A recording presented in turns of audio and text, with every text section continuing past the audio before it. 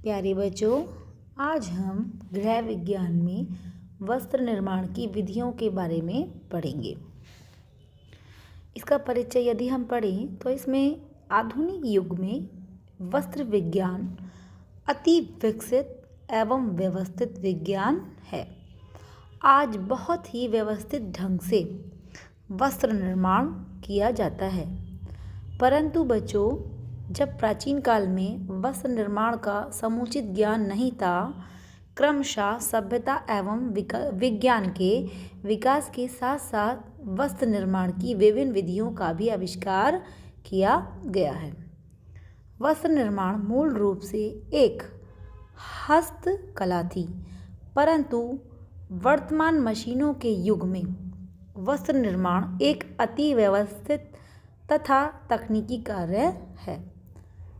अनेक प्रकार की अति उन्नत एवं जटिल मशीनों द्वारा अब वस्त्र निर्माण का कार्य किया जाता है। प्यारे बच्चों, पहले जो वस्त्र निर्माण होते थे वह एक हस्तकला हुआ करती थी, क्योंकि उसमें हाथों के माध्यम से ही वस्त्र का निर्माण किया जाता था। परंतु अब वर्तमान समय में मशीन के युग में वस्त्र निर्माण एक अति व्यवस्थित तथा तकनीकी कार्य मात्र रह गया है। इसमें अनेक प्रकार की अति उन्नत और जटिल मशीनों के द्वारा अब वस्त्रों का निर्माण किया जाता है। बच्चों, अब हम वस्त्र निर्माण की विधियों के बारे में पढ़ेंगे। यह सत्य है कि वस्त्र निर्माण की सर्वाधिक प्राचीन तथा लोकप्रिय विधि बुनाई है, परंतु बुनाई के अतिरिक्त कुछ अन्य विधियों के द्वारा भी वस्त्रों को तैयार किया जाता है। ठीक है, वस्त्र निर्माण के लिए अपनाई जाने वाली 4 मुख्य विधियां बच्चों ये हैं। नंबर 1 बुनाई, number 2 felting, number 3 knitting, number 4 breads व लेस। इन चारों विधियों का संक्षिप्त वर्णन हम इस पाठ में आपको करेंगे और आपको समझाएंगे। अभी हम सबसे पहले बुनाई के बारे में पढ़ेंगे कि बुनाई क्या होती है। वस्त्र निर्माण की एक प्राचीन तथा अत्यधिक लोकप्रिय विधि को बुनाई कहते हैं। यह बहुत प्राचीन तथा बहुत ज़्यादा लोकप्रिय विधि है। भारतवर्ष में प्राचीन काल से ही बुनाई द्वारा वस्त्रों को तैयार किया जाता है। बुनाई के अंतर्गत धागों का विधिवत गुंथाव किया जाता है। यह गुंथाव विभिन्न नमूनों में भी किया जाता है। बुनाई की प्रक्रिया के अंतर्गत धागों को 2 दिशाओं में इस्तेमाल किया जाता है।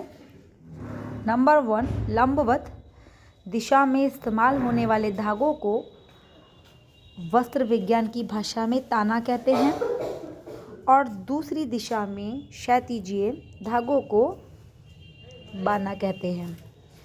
इस ताने बाने में गुंथाव के परिणाम स्वरूप वस्त्र तैयार होते हैं। आधुनिक युग में तो हर कतरे या विद्युत चालित करघे से वस्त्रों की बुनाई की जाती है, परंतु प्राचीन काल में जब करघों का आविष्कार नहीं हुआ था तब यूं ही बुनाई की जाती थी।